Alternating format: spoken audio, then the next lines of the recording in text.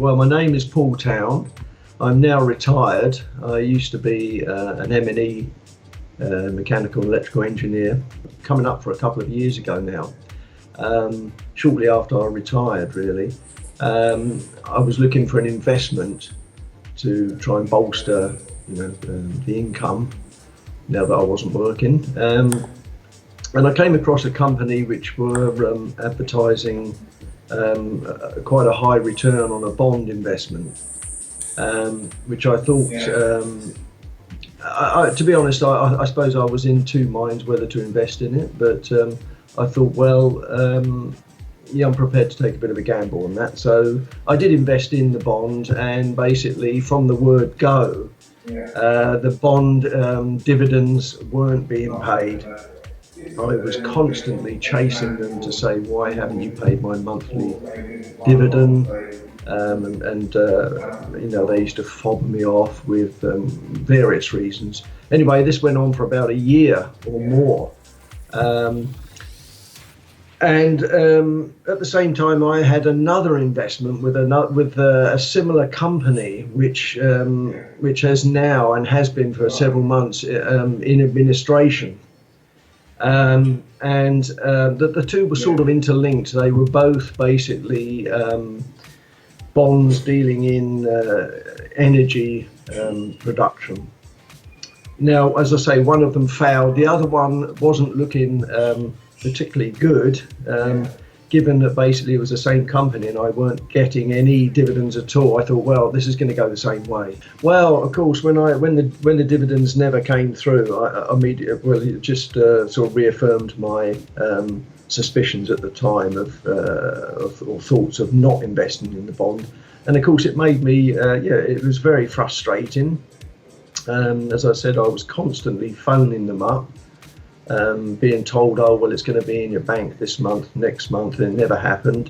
So I was frustrated, disappointed and angry. To think that somebody had effectively walked off with my money, and I'd handed over an appreciable sum of money to somebody who now had no regards at all for me as an investor, made me very angry and obviously frustrated as well. I found out about Insolvency Law because they were dealing in the initial stages, in the early stages of another investment which had gone into administration. They weren't the administrators, but they were offering advice to creditors on the situation. So that's how I initially came across Insolvency Law. When I spoke to Peter on the phone, he came across as he didn't sort of pressurize me at all to take up the services of Insolvency Law, but his advice was very good. He seemed very knowledgeable and professional, and he gave me confidence to go with Insolvency Law. Well, he suggested first of all that we issue a statutory demand, which we did, and the company sort of totally ignored that, really. And then, of course, Peter advised that we should now issue a winding up order on the company, which we did. Well, initially there was some delay in response from the company because I think they were sort of playing bat and ball. I think it was a game for them. They thought that maybe we weren't serious or whatever. But when it came to a critical hour in the critical day in the proceedings, they did finally resolve it by paying me back my money. Yeah, well, Insolvency Law, Peter managed to reclaim my investment in total, plus obviously the costs that I'd incurred from using Insolvency Law. And of course, once I had the money back into my bank account, I felt very relieved and happy that I'd taken this course of action. And I felt somewhat, that justice had sort of been done. I mean, it was infuriating to know that people can sort of do this kind of thing, take investors' money and effectively walk off.